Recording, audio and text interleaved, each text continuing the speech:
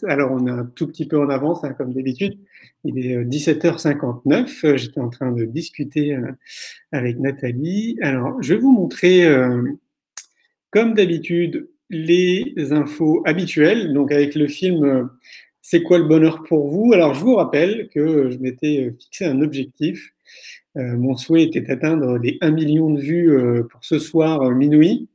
Je pense qu'on va être encore un petit peu loin parce qu'on est à 769 000 vues, ce qui est déjà énorme parce que le film a été en accès gratuit le 20 mars. Donc je suis vraiment très honoré, j'ai beaucoup de chance, je trouve, d'avoir tous vos messages quasiment tous les jours, que ce soit sur l'ensemble des réseaux en fait sur lesquels on est présent.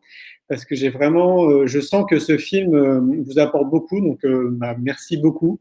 Je sais que vous me remerciez de l'avoir mis aussi en ligne gratuitement, mais pour moi c'était une évidence parce que je me rappelle qu'à l'époque, quand j'ai lancé le film, donc en 2017, je me suis dit tiens, ça sera mon cadeau pour l'humanité.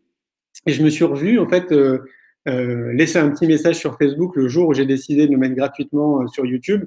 Et j'ai écrit ça en fait, que c'était mon cadeau pour l'humanité, comme quoi hein, les choses se regroupent. Donc ce soir, normalement, minuit, je vais l'arrêter, mais je vous avoue que je suis en cours de réflexion. Je ne sais pas si j'ai pas envie encore de le laisser tourner gratuitement parce qu'il a l'air de faire beaucoup de bien. Donc, la nuit porte conseil, donc je verrai demain. Sinon, je vous rappelle aussi que du coup, il y a la suite du film L'école de la vie, donc une génération pour tout changer. C'est la suite du film C'est quoi le bonheur pour vous? Donc là, j'ai rencontré avec une stagiaire à l'époque. On a rencontré plus de 120 professionnels en France pour parler justement d'éducation et refaire un peu l'éducation, en tout cas avoir une vision de l'éducation différente. C'était hyper intéressant. Le film, il est sorti en 2019, donc on n'a pas eu le temps de terminer notre tournée. Donc ça va reprendre, mais là en ce moment, depuis d'ailleurs peut-être 4-5 mois, le film il est accessible en DVD et en version numérique là, à coût réduit depuis le confinement. Donc profitez-en, parce que dès demain, on remettra au tarif classique.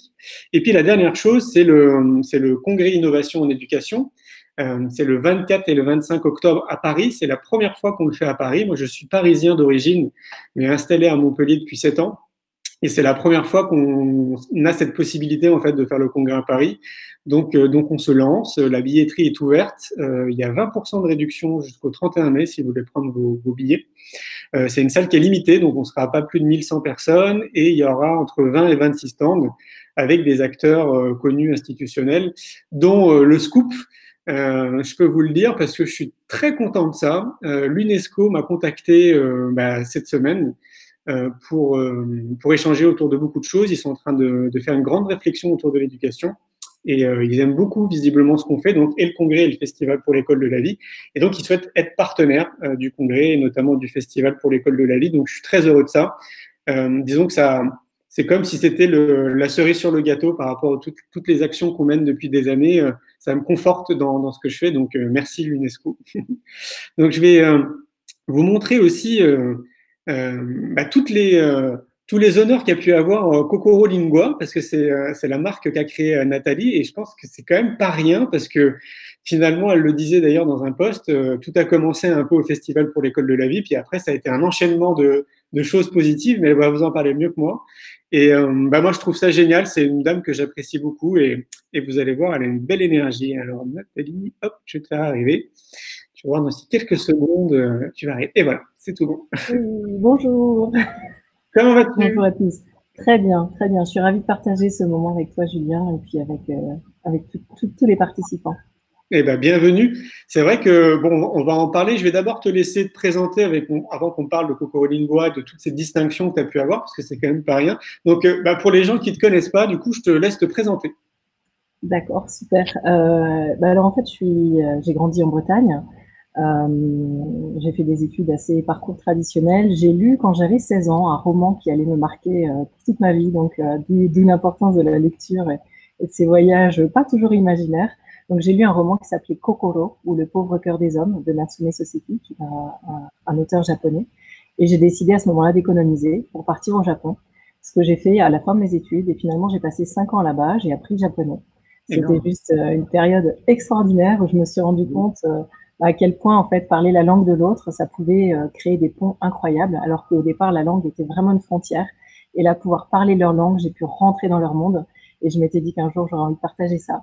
Et ensuite, j'ai eu un cheminement, on va dire, assez traditionnel, assez classique en entreprise, en grande entreprise également, plutôt à l'international, jusqu'à une petite, on va dire, un stop de la vie qui m'a arrêté l'année de mes 40 ans, justement, avec un trauma crânien, commotion cérébrale. Et là, j'ai décidé de mettre tout ce que j'avais appris, tout mon cheminement au service de quelque chose qui ait vraiment du sens pour moi. Énorme. Ok. Waouh. Alors on a une passion commune, c'est le Japon. Moi, je suis tombé amoureux du Japon aussi. Je me suis senti connecté à ce pays, mais j'aurais jamais imaginé. Tu sais, moi, j'ai l'habitude quand même à travers mes activités, puis personnellement, de voyager un peu partout. Et donc, j'ai vu quand même pas mal de pays. Et au Japon, il s'est passé vraiment un truc, hein. Donc, je peux comprendre pourquoi tu as eu envie de rester 5 ans. Ouais, c'est magique. C'est Et ouais. magique. Alors, peut-être raconte-nous un petit peu plus ce que c'est Kokoro Lingua, quand même, qu'on comprenne. Oui, bien Ouais. sûr. Alors, Kokoro, en fait, c'était juste après cette remise des pendules à l'heure, on dira, quand j'ai eu 40 ans, où à un moment, j'ai eu envie, en fait, de contribuer. Tout de suite, ça a été évident pour moi que c'était dans le monde de l'enfance, de l'éducation. Mon rêve, ça a été très vite c'était vraiment ces mots-là, c'était rassembler les cœurs d'enfants autour de leur lumière et de leur diversité. Donc, c'est vraiment ce qui est apparu à un moment dans un stage de développement personnel où je me suis dit, c'est là que je veux être, c'est là que je veux contribuer. Et après, avec le trauma crânien, le choc sur le cerveau, je me suis beaucoup renseignée aussi au niveau neurosciences, comment tout ça allait se reconnecter. Du coup, je me suis intéressée à mon propre cerveau, au cerveau des enfants.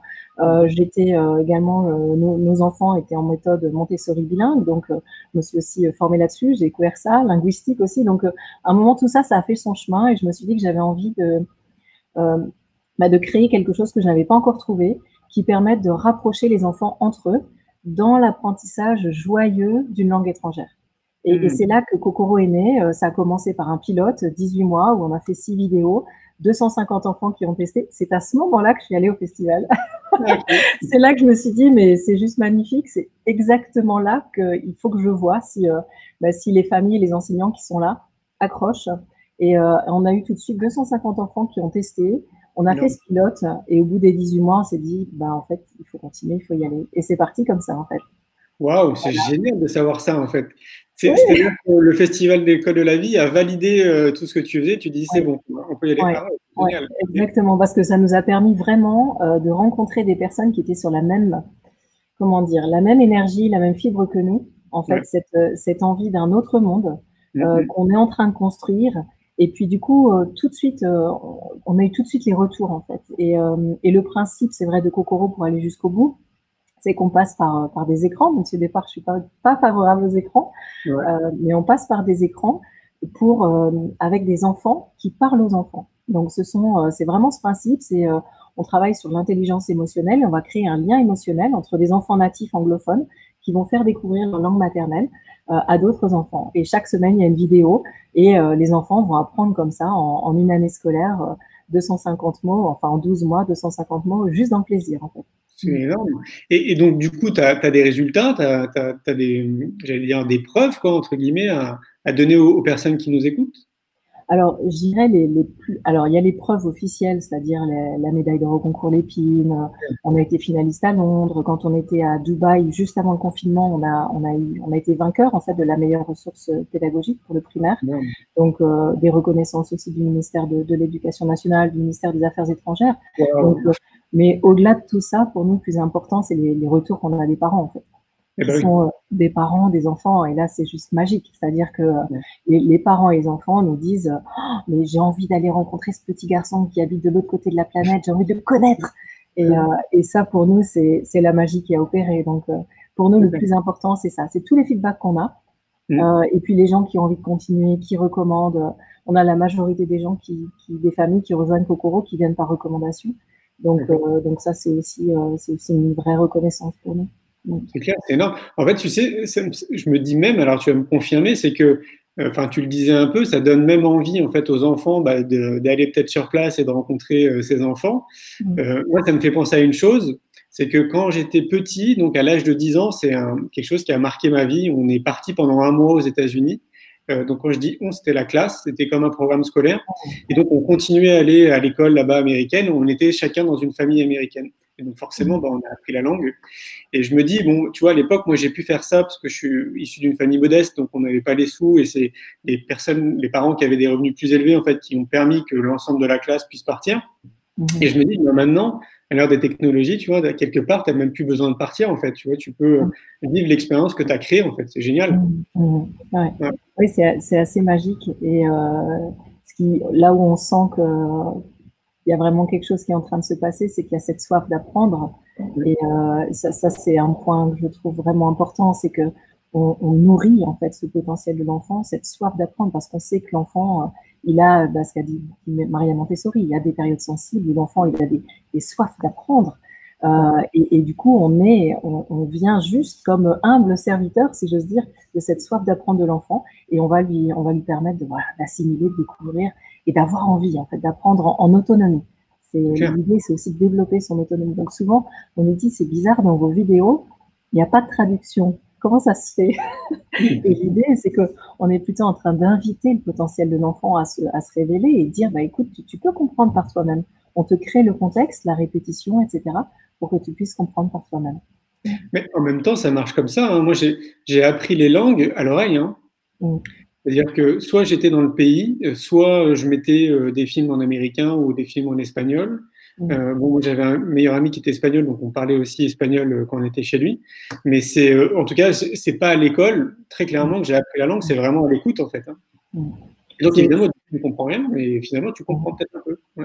Ouais, on assimile au fur et à mesure, et c'est vrai que c'est un grand challenge pour l'école aujourd'hui. On le voit, en fait, puisqu'on a été contacté très vite par des enseignants à qui on demande même dès la maternelle, en fait, d'exposer les enfants à l'anglais, alors que concrètement, les enseignants n'ont majoritairement soit pas la formation, soit pas les outils, pas le niveau. La note éliminatoire elle est très très basse, donc il y a des gens qui se retrouvent avec 5 sur 20 en anglais puis qui doivent enseigner l'anglais à nos enfants. Donc c'est un vrai challenge en fait, et ça on le voit un petit peu partout parce que maintenant on a été contacté, on a des contacts en Inde, au Japon, au Mexique et au Middle East également, au Moyen-Orient, et on voit que c'est un challenge partout en fait, c'est-à-dire que tout le monde est conscient de l'importance que les enfants soient connectés au monde en fait, à travers les langues, mais c'est un vrai challenge de le faire de façon avec des anglophones natifs. Et ça, c'est vrai que c'est... Ouais. C'est clair. Alors, comment, parce que tu dis que c'est un vrai challenge, je pense notamment aux écoles françaises, comment on peut faire, ou comment déjà toi tu fais, pour faire en sorte que ce que tu as créé puisse s'intégrer assez facilement au sein des écoles? Oui, alors là, on rencontre aussi plein de challenges. C'est-à-dire que nous, on a vraiment ce rêve que les langues étrangères, elles soient accessibles au plus grand nombre d'enfants possible. Au niveau des familles, on passe beaucoup plus facilement. Au niveau des écoles, c'est vrai que même si on a été reconnu par le ministère de l'Éducation nationale, étant donné que ça s'adresse aux primaires, ce sont des budgets c'est souvent des questions de budget, puisque malheureusement, on ne peut pas le faire gratuitement. Ce serait notre rêve, mais on engage des frais extrêmement lourds au niveau des tournages, au niveau des équipes techniques, donc on est obligé d'avoir une compensation financière. Et c'est vrai que c'est un vrai parcours du combattant pour que ce soit financé parfois par les enseignantes elles-mêmes et parfois par les mairies qui prennent ça en charge. Donc, ce qu'on a fait en tout cas pendant toute la période du confinement, c'est qu'on a laissé des vidéos en libre accès pour tout le monde, comme tu l'as fait toi aussi, et c'est magnifique. Et je suis super contente du succès que tu as rencontré. Et du coup, on a voulu aussi contribuer pendant cette période de confinement et mettre les vidéos à disposition pour tout le monde. Donc, c'est aussi pour nous une façon de rentrer dans les écoles et d'essayer de mettre ça en route pour que ça puisse être accessible au plus grand nombre d'enfants possible. Bien sûr. Est-ce que du coup, tu as eu des avantages collatéraux, justement, le fait de les mettre comme ça en accès gratuit? Est-ce que ça a permis, comme tu avais envie de le faire, justement, peut-être que des enseignants te contactent spontanément ou des directeurs d'établissement? Oui. Alors, on a eu beaucoup de prises de contact. Après, c'est vrai que le challenge des enseignants, c'est quand même la mise en place concrète, alors que eux étaient aussi en confinement, étaient en accompagnement d'école à la maison. Donc, il y a énormément d'enseignants qui ont dit, écoutez, pour la partie anglophone, je vous recommande d'aller chez Kokoro Lingua, ils vont s'occuper de tout. Et nous, du coup, on s'occupe des maths, du français. Oui, d'accord. C'est pas compréhensible. Oui, mais oui, tout à fait. Donc c'était aussi pour nous important voilà, d'être là et de soutenir ce qui est en train de se passer pour les Ah enfants. ouais, c'est clair. Ce qui veut dire qu'il faudrait que l'éducation nationale puisse débloquer des budgets, en fait, c'est ça? Bah oui, débloquer, Ouais. oui, un minimum de budget en fait. Ouais. Un minimum de budget. Puis c'est vrai qu'un des challenges aussi, c'est que toutes les classes n'ont pas accès à Internet aujourd'hui. Donc c'est souvent des enseignantes qui font des partages de connexion avec leur téléphone. Enfin bon, Oui. c'est parfois des situations assez pas évidentes, Ouais.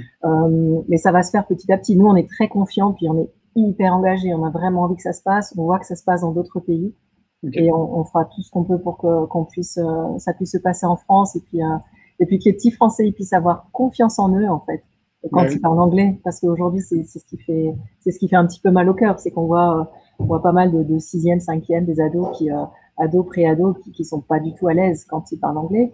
Ouais, bien sûr.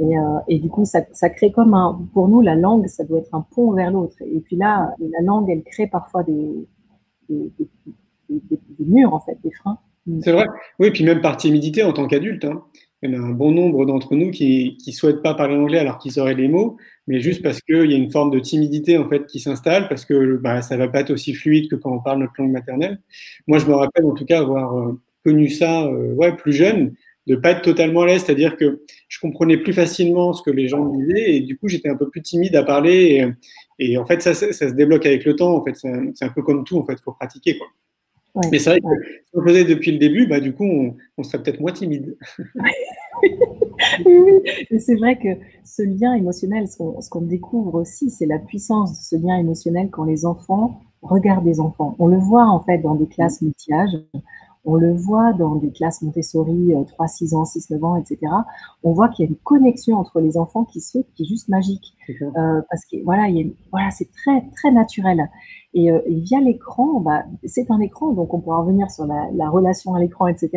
Mais via l'écran, on voit quand même, parce qu'on a tout un processus de mimétisme qu'on met en place, où on invite l'enfant à boire de l'eau, on invite l'enfant à faire des exercices de centrage, des respirations. Donc, il y a tout un processus qui se met en place pour qu'il y ait ce mimétisme et cette envie de rencontrer l'autre. Et, euh, et on voit en fait le plaisir qu'ils ont, les enfants. Et il y a aucune pudeur, c'est-à-dire ils vont parler, ils vont se lâcher. Au début, ils vont faire blablabla, mais c'est pas grave en fait. C'est juste la musique des mots qui, au fur et à mesure, va s'affiner. Donc, c'est vrai que on savait pas du tout dans quoi on s'engageait quand on a commencé là-dedans. Quand bah, j'ai commencé à créer l'équipe, à chercher une enseignante Montessori, une bilingue, une linguiste, une spécialiste des intelligences multiples, etc. On savait pas du tout dans quoi on s'embarquait. Et là, on voit qu'il y a vraiment une magie qui se crée entre les enfants, en fait. Mais du coup, comment t'es venue cette idée, tu vois, parce que c'est au-delà de ce que tu nous as expliqué. Enfin, il faut que l'idée, à un moment donné, tu vois, elle vienne à toi. Est-ce que tu as été inspiré par quelque chose? C'est vraiment Kokoro qui t'a inspiré ou Alors, en fait, j'ai eu l'impression à un moment d'être un carrefour, en fait, carrefour de ma vie où tout prenait sens, en fait. C'est comme si tout ce que j'avais fait avant, ça prenait sens. Le fait que j'ai travaillé dans des grandes entreprises et du coup, bah, ça m'a rodé, voilà, j'étais travailleuse, j'en voulais, etc. Le fait de travailler en milieu international, donc il y avait vraiment tout ça qui a fait son chemin. Et puis à un moment, c'est comme si, bah, on dit qu'il y a les petits miracles de la vie. À un moment, poum, c'est venu. Et le script de la première vidéo, je l'ai fait en 10 minutes en fait. Ok. Parce qu'il y avait déjà tout qui était là et pouf, c'était parti. Et c'était parti, j'avais déjà exactement toute la structure que j'applique toujours. Donc, ces Ouais. moments d'abord de connexion à l'autre, ensuite on découvre, ensuite on interagit, puis à la fin, hop, respiration méditative, on revient au silence. Donc, dès, voilà, il y a eu comme quelque chose qui s'est passé où tout à coup, tout a pris sens et tout a été clair. Donc, c'est assez difficile à expliquer en fait, mais ça a été Ouais. possible parce qu'il y avait eu tout ce cheminement dans tous les sens avant en fait. Ouais, je vois. Et, Mais ça, c'est le cas pour beaucoup de personnes, hein. Comme tu dis, au bout d'un moment donné, tu sais pas trop mettre de mots dessus parce que c'est évident. ouais, C'est ouais, comme ça. c'est ça, c'est ça. Et puis, ce qui est assez magique, c'est que quand on présente le projet, mais tout le monde me dit, mais enfin, c'est tellement évident, des vidéos avec des enfants qui parlent aux enfants, c'est tellement évident, mais pourquoi on l'a pas fait avant? Ben, je sais Ouais. pas. Parce qu'on l'a cherché partout, mais on l'a pas trouvé. Mais c'est toujours comme ça, tu sais, quand tu tombes sur ces outils qui t'aident un peu dans ton quotidien, tu te dis, mais c'était tellement évident en fait de le créer, mais bon, bah, il fallait y penser, quoi. Mais oui, ouais, ouais. Et puis au départ, on n'avait pas forcément j'avais pas forcément l'idée de créer quelque chose. Ce que je voulais, c'était vraiment mettre au service, etc. Donc j'ai cherché en fait, j'ai cherché, cherché, cherché en me disant peut-être ça existe, ça sert à rien de créer quelque chose. Enfin, mon ego, il s'y Ah oui. retrouvera ailleurs. J'ai pas besoin forcément de créer quelque chose.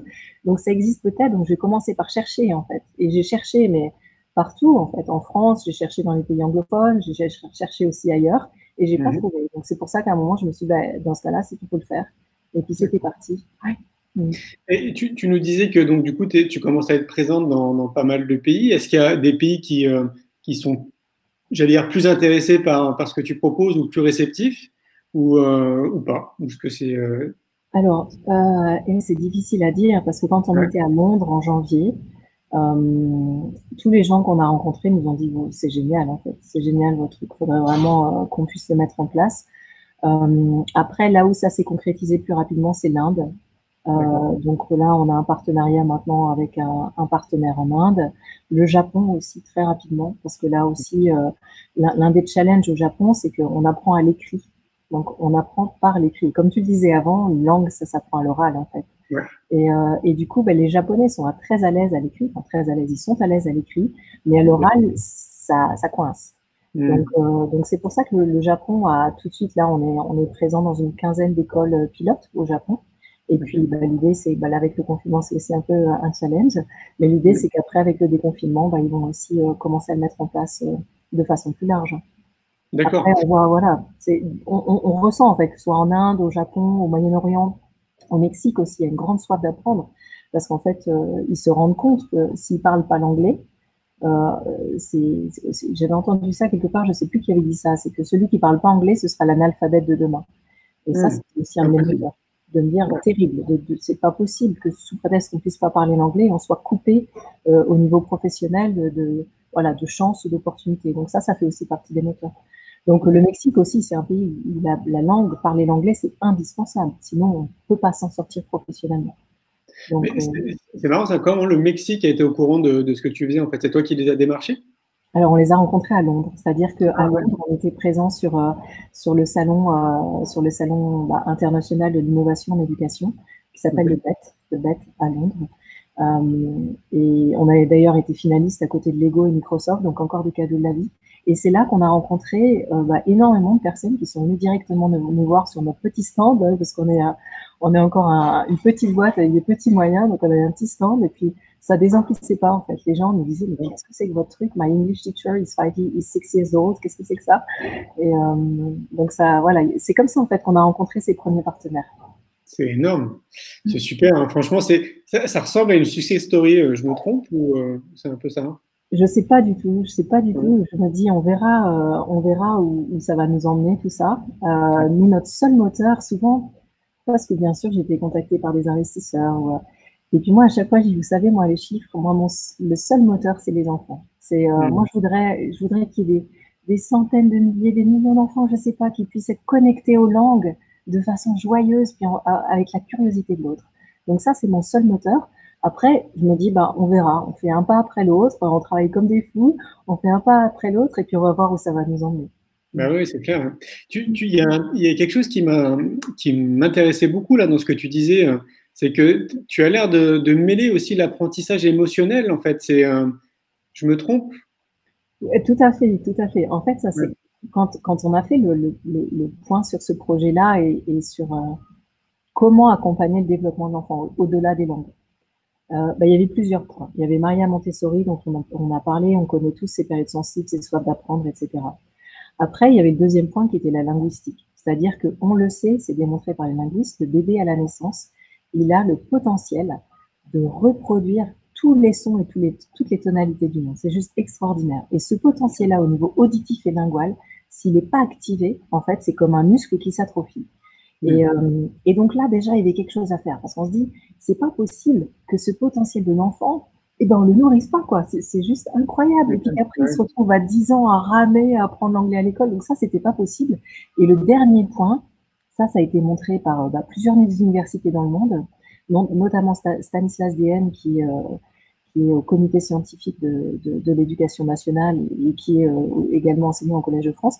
Il a démontré que quand on apprend avec émotion et intuition, on mémorise de façon beaucoup plus puissante. Bah Donc, oui. voilà, c'est ça, on l'a tous vécu, en fait, hein, d'une façon ou d'une autre. Quand on se connecte à ce qu'on aime, ça va beaucoup plus vite. Bah oui. Et comme le japonais. Oui, C'est plus facile d'apprendre le j'imagine. japonais que l'allemand. Enfin, pour moi, parce que j'avais voilà, peut-être un lien émotionnel moins fort avec mon enseignant d'allemand. Et du coup, en fait, Stanislas Dehaene, il a démontré la puissance de cet apprentissage émotionnel. Et du coup, on s'est dit, mais c'est comme ça qu'on va devoir passer. C'est créer dans l'univers de l'enfant un lien émotionnel très puissant qui lui donne envie d'apprendre, qui lui donne envie de se connecter, qui lui donne envie. Et c'est là j'ai commencé à mettre en place ce processus de mimétisme, c'est-à-dire Ok. qu'on crée ce lien émotionnel.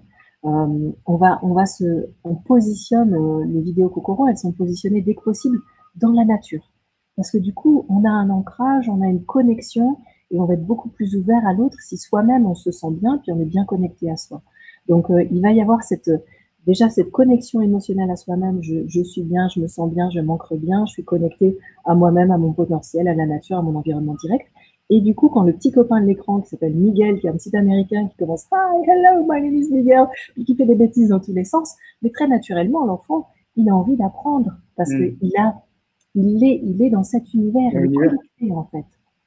Et ce lien émotionnel pour nous, il est essentiel. Et c'est vrai que les témoignages, comme je le disais un petit peu avant, les témoignages qu'on a, que ce soit des parents, des familles, etc., qui disent les enfants, ils ont envie d'aller rencontrer Joshua ou ils veulent discuter avec Amélie. Et là, Ouais. on se dit, mais en fait, cette émotion-là, elle a été créée, elle a fonctionné. C'est clair, Donc, c'est énorme. C'est énorme. Et tu avais l'air de parler aussi de méditation, non? Ou de pleine conscience, ouais, c'est ça? oui, oui. Alors, on a une personne dans l'équipe qui est aussi expert de ces domaines, que ce soit intelligence multiple et pleine conscience. Et du coup, on a intégré ces éléments-là qui, pour moi, au départ, ils étaient comme évidents, sauf que j'avais pas confiance. Je me disais, oui, mais quand même, c'est pas parce que moi, je l'ai vécu en tant qu'adulte que je vais pouvoir le proposer aux enfants. Et du coup, cette personne, elle m'a vraiment aidée à dire, mais oui, en fait, on peut proposer ces outils aux enfants. Et tu vas voir que ça leur fait énormément de bien. Et c'était très impressionnant parce après le pilote, dans les témoignages, on a reçu plein de dessins d'enfants, de témoignages, etc. Et on a eu pas mal d'enfants qui nous disaient, j'aime la méditation. Alors qu'on avait simplement posé 10 respirations profondes avec le bol tibétain. Donc, à la fin de chaque vidéo, il y a 10 respirations profondes, bol tibétain, environnement naturel. Et on voit des enfants d'un peu partout qui sont en train de faire la même chose. Et, et grâce à ça, en fait, les enfants, et ben, ça les a touchés. Et on a même des témoignages d'enfants qui disent, bah, moi, quand je sens que j'arrive plus, que j'ai trop d'énergie, et ben, je vais dans ma chambre et puis je fais mon moment Kokoro. Je fais mes respirations Kokoro. Et puis on se dit, c'est chouette, c'est un petit cadeau pour la suite, quoi, pour leur donner envie de se reconnecter et puis de se dire, voilà, c'est comme un petit trésor qu'ils peuvent garder dans leurs mains. Puis dès qu'ils sentent qu'il y a trop d'émotions, bah, ils peuvent se reconnecter à ça, puis voilà, se reposer, en fait. Wow. Tu es maman? Oui, j'ai 2 garçons, oui. Ouais. Ouais. Vous pratiquez aussi des exercices de méditation à la maison? Alors, on fait de temps en temps. On fait de temps en temps. C'est vrai que j'ai commencé un peu tard avec eux, puisque j'ai mis tout ça en route. Ils ont 10 et 13 ans maintenant. Donc, j'ai commencé un petit peu tard avec eux, mais c'est un rituel qu'on remet vite en place, en fait. Que ce soit via la méditation, ou que ce soit la reconnexion à soi-même avec différents types d'outils. Les respirations, aller les mains dans la nature. Enfin voilà, il y a différentes petites pratiques qu'on peut mettre en place pour essayer de s'y retrouver quand il y a trop de choses qui se passent. En fait. Ouais, tu m'étonnes. Ouais. Tu disais, vous êtes une petite équipe, c'est-à-dire vous êtes combien? Alors aujourd'hui, on est une dizaine. Ok. Au départ, j'étais vraiment toute seule avec des amis plus qui me conseillaient, qui m'aidaient. Et maintenant, on est une dizaine avec, on va dire, au total, on est quasiment une trentaine entre les équipes de tournage, mais ce sont je dirais des externes internes parce qu'ils travaillent, ils font pas partie directement de l'équipe, mais Ouais. pour moi, ils sont là depuis le début et ils font partie de l'équipe, quoi. C'est pas tous Ouais. les jours, c'est pas, mais que ce soit les équipes de tournage, on a le comité pédagogique également, qui font pour moi aussi partie de l'équipe. Ils sont aussi là, au quotidien, d'une façon un peu différente, mais, ouais. Ça va être beaucoup d'investissements personnels, j'imagine. Hein. Oui, oui, Ouais. mais je pense que tu vois ce que c'est. Très, très bien. C'est-à-dire que quand on a cette passion, elle est tellement puissante que, Mmh. qu'on y va, quoi. Et Bah, ouais. on y va et puis on lâche pas parce que c'est comme les films que tu as réalisés, c'est un travail de titan. Mmh.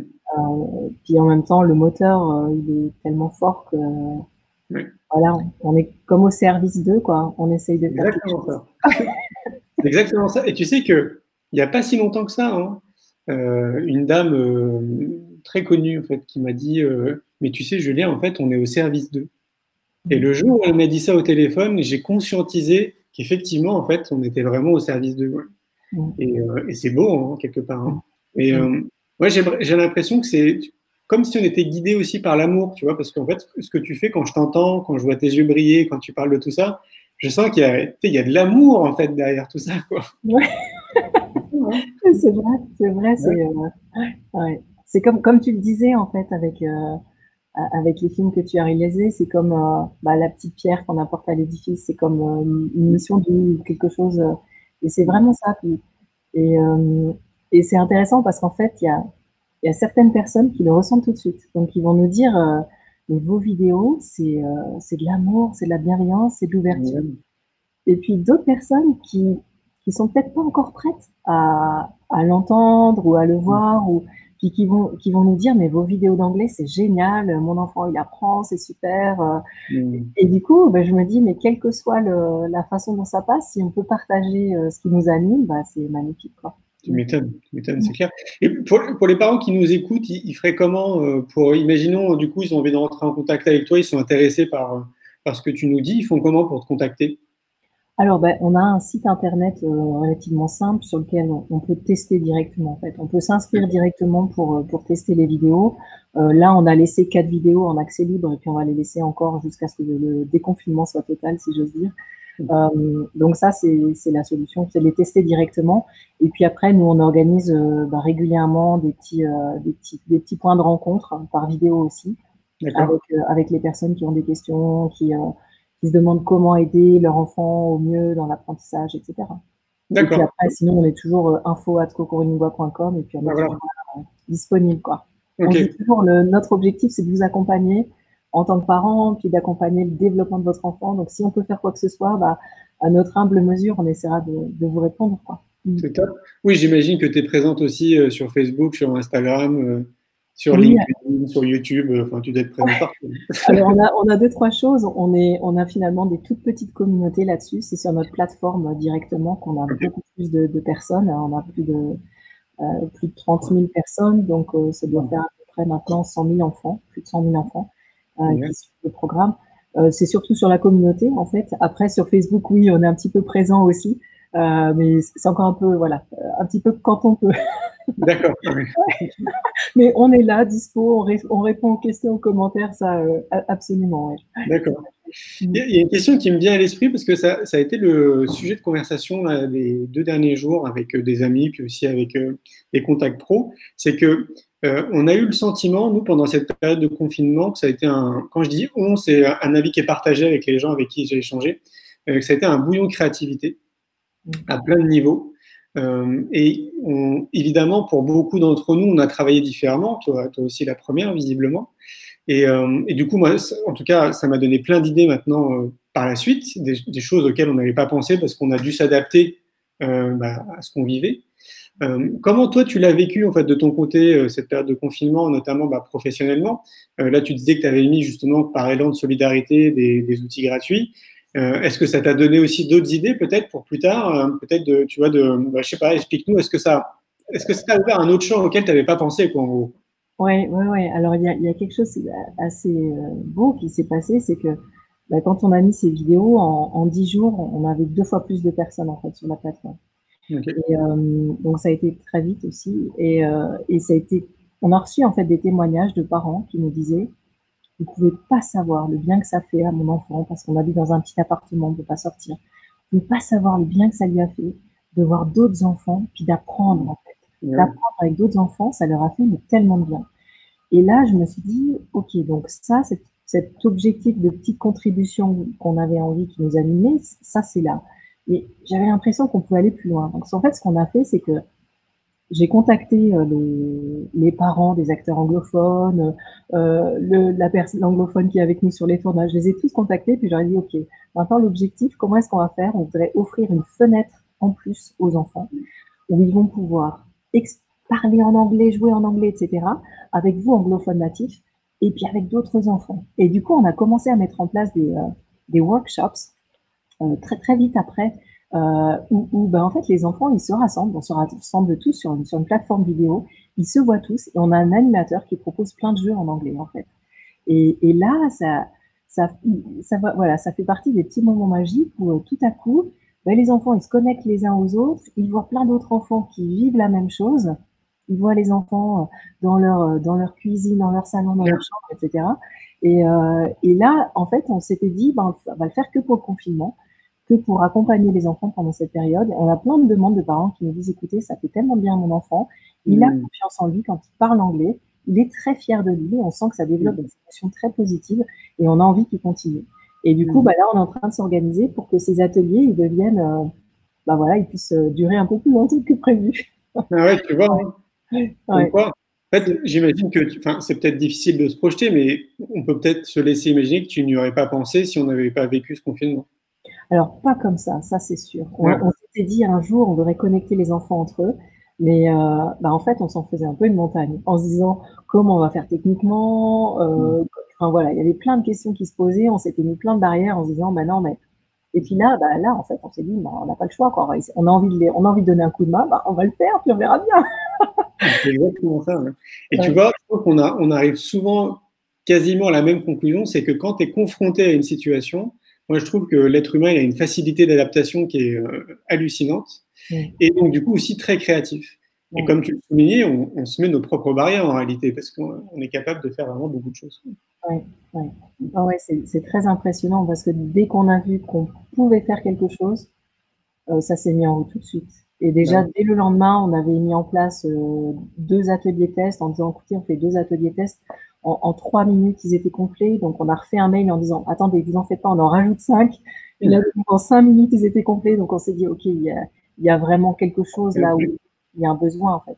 Ouais, c'est clair. Hein. Donc, ça veut dire qu'on te voit aussi souvent dans des événements, parce que tu disais que tu étais à Londres pour ces grands événements autour de l'éducation. Tu es présente aussi dans d'autres événements, mis à part les nôtres? Alors bah oui, alors on est toujours là pour le festival et j'ai le congrès également. Après, bah oui, à Londres, on est allé à Londres 2 fois, on est allé à Dubaï. Là, on a également des événements liés à l'éducation nationale directement. Donc, Educatech, par exemple, en novembre à Paris. Et puis sinon, bah là, on a eu la chance d'être sélectionné comme start-up, en fait, parce qu'ils sélectionnent, donc il y a un salon dans la Silicon Valley qui est réservé au EdTech, donc tout ce qui est technologie de l'éducation. Et ils sélectionnent quelques start-up, donc sur les doigts de main, je crois, pour participer au salon. Et là, on avait vraiment la chance d'être sélectionné. Donc ça, c'était prévu normalement pour juin. C'est reporté, on l'espère à novembre, mais ensuite on verra.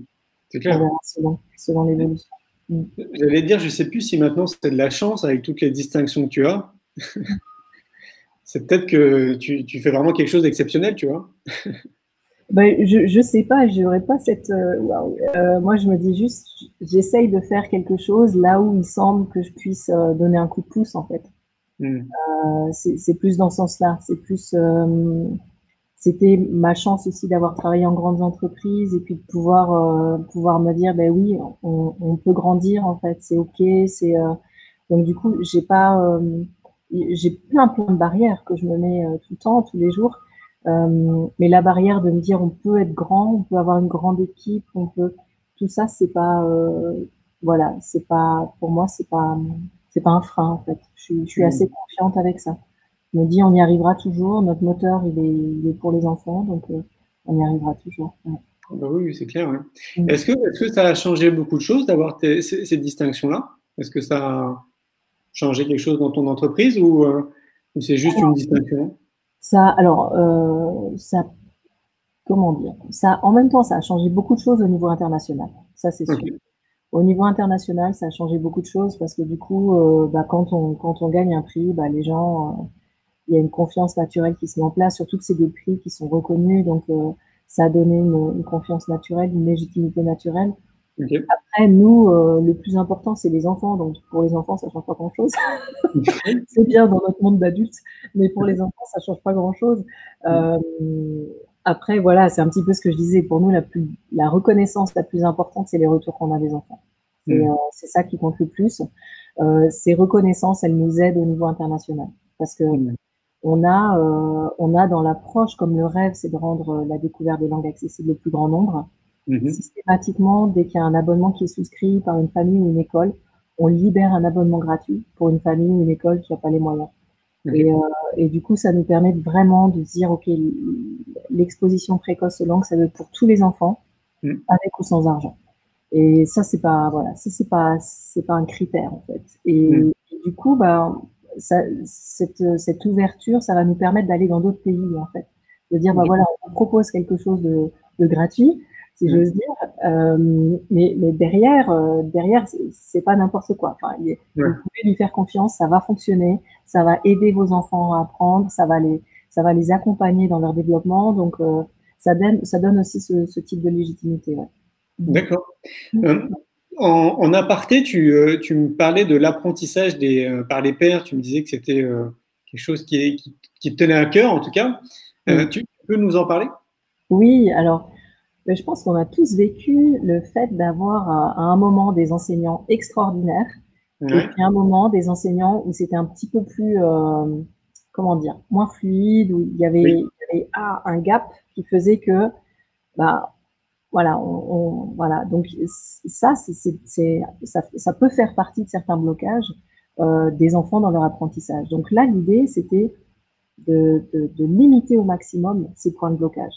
Donc de passer par l'apprentissage émotionnel, mais on aurait très bien pu faire un apprentissage émotionnel avec des dessins animés ou avec des adultes qui font des zouzous. Donc tout ça, c'était possible.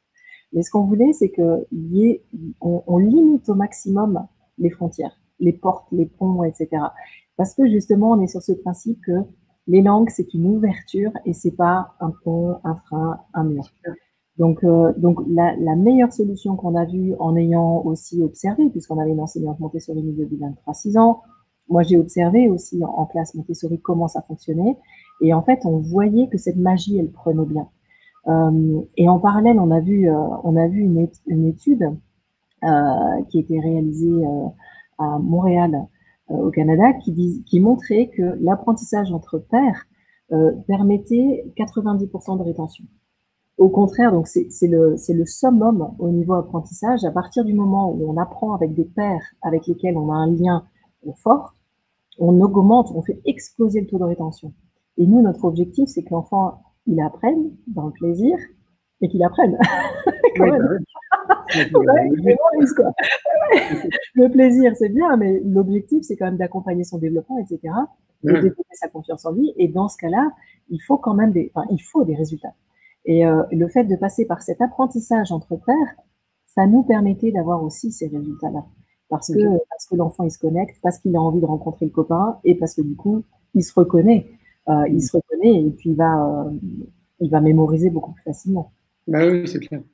Et ce qu'on a vu, ce qui est assez rigolo, c'est une question qu'on nous pose souvent, c'est comment vous choisissez les enfants? Comment vous choisissez les enfants acteurs? Alors,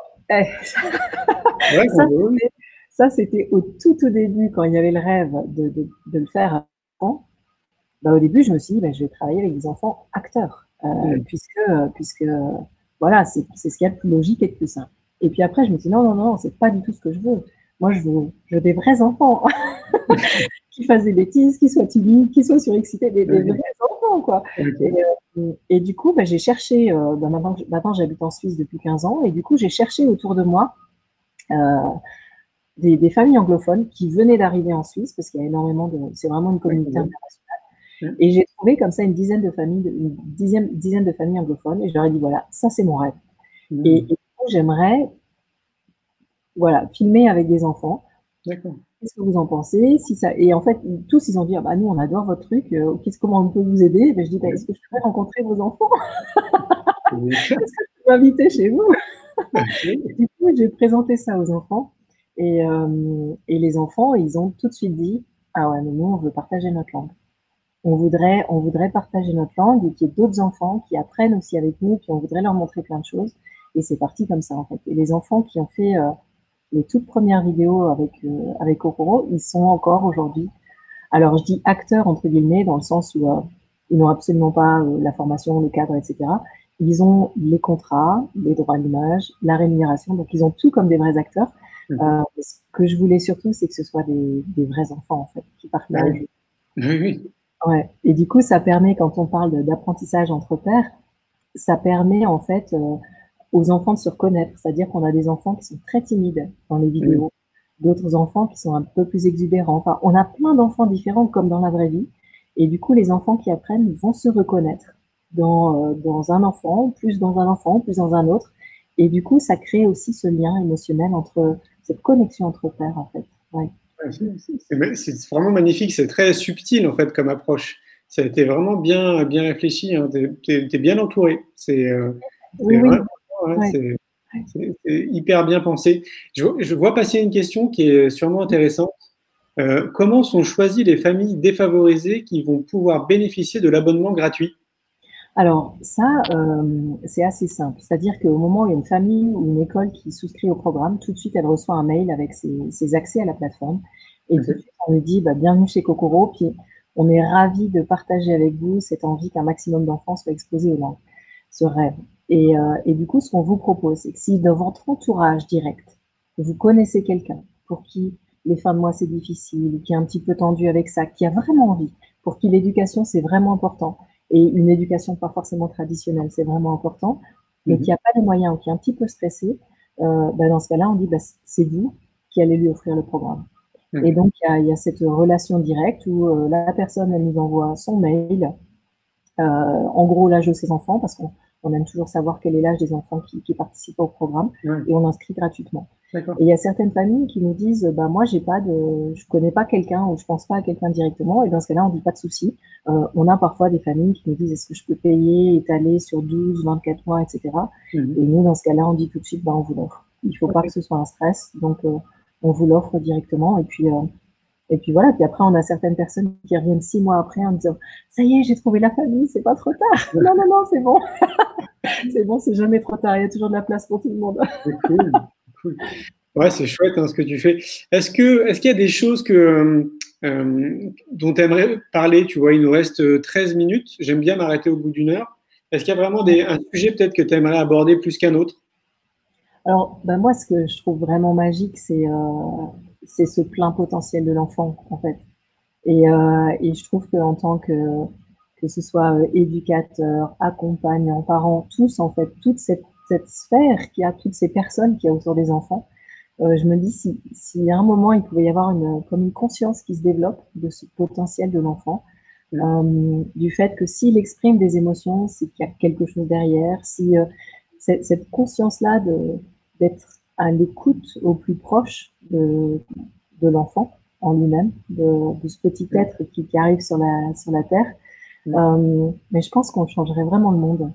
Et c'est ce que tu réalises aussi dans tout ce que tu fais, c'est-à-dire qu'on est convaincu que l'éducation, c'est au centre. C'est au centre, en fait. C'est ce qui va permettre le développement de la planète dans les conditions les plus paisibles et favorables possibles. Et moi, c'est vraiment ça qui m'anime, en fait. C'est d'accompagner ce plein potentiel de l'enfant au niveau... il y a la tête, neurosciences, linguistique, etc., mais il y a le cœur et les tripes. Et je me dis, si on peut l'accompagner dans ça, nous, on fait juste une micro-part, tout petit, mais tous ensemble, on arrive à, voilà. C'est ça. C'est la petite du colibri, tu sais. C'est plus on est nombreux, et plus forcément on fait force de proposition. Donc, il n'y a pas une petite goutte qui est plus petite qu'une autre. Mais par contre, je pense que ce qui est assez important à conscientiser, c'est qu'on a tous des talents, on est tous très très bons dans beaucoup de choses. Si une majorité de la population pouvait mettre à contribution leurs talents justement pour le bien commun, pour les autres, pour l'humanité, pour la planète, pour l'éducation, pour la santé, dans le bon sens du terme, évidemment. Moi, je suis convaincu, à l'image du titre L'école de la vie, une génération pour tout changer. Et je pense qu'en une génération, on pourrait justement changer beaucoup de choses. Oui. Et puis ce qui est assez magique aussi, c'est de voir qu'il peut y avoir des élans comme ça dans sur d'autres parties de la planète. Et de se dire, bah, nous, on est là, voilà. Et puis après, on arrivera peut-être aussi à se connecter avec d'autres qui sont un petit peu plus loin. Et puis à pouvoir avancer tous ensemble, en fait. Oui. Donc, c'est vrai que c'est pour ça que nous, on crée des événements, notamment, enfin, c'est l'une des raisons, c'est qu'on trouve que ça manque justement de regroupement, tu sais. Tous ces acteurs que nous sommes, je trouve que c'est important qu'on puisse se rencontrer justement, avec nos visions différentes mais complémentaires. Et il n'y a rien de mieux qu'un événement, tu vois, que ce soit un colloque, un forum, un festival, un congrès, peu importe, mais de fédérer en fait toutes ces personnes qui ont quand même des visions communes et qui avancent globalement tous dans la même direction, qu'on puisse se rencontrer, discuter, échanger, imaginer des choses ensemble. C'est comme ça, à mon sens, qu'on peut avancer et changer le monde positivement, quoi. Oui, puis c'est vrai qu'il y a ce socle que tu as créé, hein, que ce soit pour le festival, pour le congrès, ce socle d'ouverture et de bienveillance. Enfin, il y a vraiment une ouverture profonde qui fait qu'on sent qu'on a tous envie d'aller dans cette... Enfin, tous ceux qui se retrouvent là, ils ont envie d'aller dans cette direction. Et du coup, c'est très fort. Un petit dernier mot pour la fin? Moi, je te remercie déjà énormément de cette invitation. C'est un vrai cadeau encore, donc je te remercie. C'était les premiers pas avec le festival, les tout premiers pas de Kokoro. Puis aujourd'hui, on continue encore, il y a le congrès, et maintenant on continue l'aventure, donc je suis vraiment ravie. Et puis, oui, un grand bravo pour ce que tu fais. Et comme tu dis, un grand bravo à tous ceux qui voient cette vidéo, qui vont la voir après. Un grand bravo à tous qui est en train de mettre quelque chose en route pour nos enfants et le monde dans lequel on vit. C'est très beau. Merci beaucoup, Nathalie. Je t'en prie, passe une belle soirée. Et puis, écoute, on se dit à bientôt. Hein. À bientôt. Merci. Au revoir. Bye bye. Merci, au revoir. Et voilà, les amis, c'était donc Nathalie Leslin. Je suis très content, une fois de plus, de l'avoir reçue. Vous avez vu, c'est une chouette dame, elle est toute douce, elle a mis en place un projet qui est juste magnifique, qui est très bien pensé et qui a l'air de faire beaucoup de bien aux enfants. Donc je suis ravi, comme vous l'avez compris, on avance dans les mêmes directions et ça pour moi c'est que du bonheur. Écoutez, il ne me reste plus qu'à vous souhaiter une très belle soirée. Demain, écoutez, c'est quand même une journée particulière pour nous tous. C'est ce fameux déconfinement, donc j'espère que vous allez tous bien le vivre. J'espère et je nous le souhaite aussi qu'on reprenne les choses avec peut-être une vision différente de la vie et qu'on puisse avancer avec peut-être plus de bon sens et qu'on a tiré toutes et tous beaucoup de conclusions positives de ce qu'on a vécu. Et j'ai envie de croire à ça. En fait, je suis quelqu'un de positif et d'optimiste. Et pour moi, les événements qu'on a vécus, comme je le disais peut-être en amont, ça a été un accélérateur de prise de conscience. Si vous regardez cette vidéo ce soir, c'est pas par hasard. Je me laisse imaginer qu'il y a des graines qui ont été semées encore là ce soir et que vous allez peut-être probablement en parler autour de vous, que cette vidéo va continuer à tourner, comme c'est le cas avec les autres lives que j'ai fait. D'ailleurs, ça m'a vraiment donné envie de continuer, donc je vais essayer tous les mardis d'organiser un live avec un invité, parce que je trouve que voilà, ce qu'on se dit, les échanges qu'on peut avoir qui se font, comme vous l'avez vu, de manière très informelle, c'est un peu comme si on se passait un coup de téléphone, permet de mettre en lumière et éclairer en fait des acteurs qui font un job qui est extraordinaire, mais qui n'est pas assez médiatisé par tous les médias. Parce que, en tout cas, c'est le constat que je tire depuis 7 ans, c'est qu'il nous manque des médias donc qui auraient une influence beaucoup plus importante que nous, qui pourraient justement traiter de ces sujets qui font parmi notre quotidien depuis de nombreuses années. Moi, je l'ai vu avec le film L'école de la vie, j'ai rencontré plus de 120 professionnels, et à mon sens, c'est peut-être 1% de ce qui existe sur notre territoire français. Et toutes et tous avaient une approche, créer des outils validés par les scientifiques, hyper intéressante. Donc, ça serait bien. Donc, moi, je commence à cogiter carrément à créer une chaîne de télévision pour voir si c'est possible. J'ai déjà en parlé autour de moi, il y a des personnes qui seraient intéressées, évidemment. Donc, je pense que c'est pas... il y a quelque chose à faire voilà, autour de ça. Donc, de toute façon, quoi qu'il arrive, les mardis, vous me retrouverez à 19h en live avec quelqu'un. Et si on peut faire plus, on fera plus. Je vous souhaite une très belle soirée et je vous dis à bientôt. Bye bye.